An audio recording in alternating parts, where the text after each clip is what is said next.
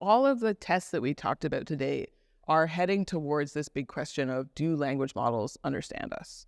And sort of setting up a bunch of different tasks in order to try to answer that question. But all of them are trying to answer that core question. Does this language model actually understand what's going on in this bit of language?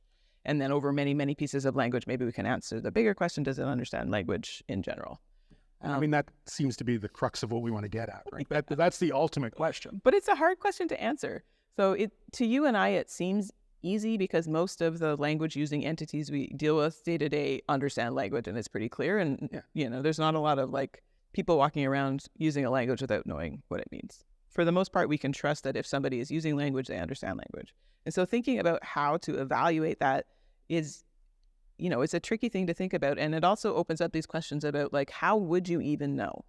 If you were interacting with ChatGPT and it was conversing with you in a way that was completely human-like, it's using language in a very natural way, how do you know if it's doing language like people are? How do you know if it understands like we are? And that gets back to some of the psycholinguistic stuff we talked about, some of the development experiments that we talked about where people are trying to run those experiments on language models. That is really what they're trying to do.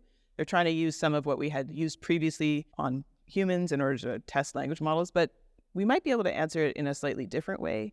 Like if we could see inside of the language model and what it's actually doing, we might be able to answer that question in a more faithful, grounded way.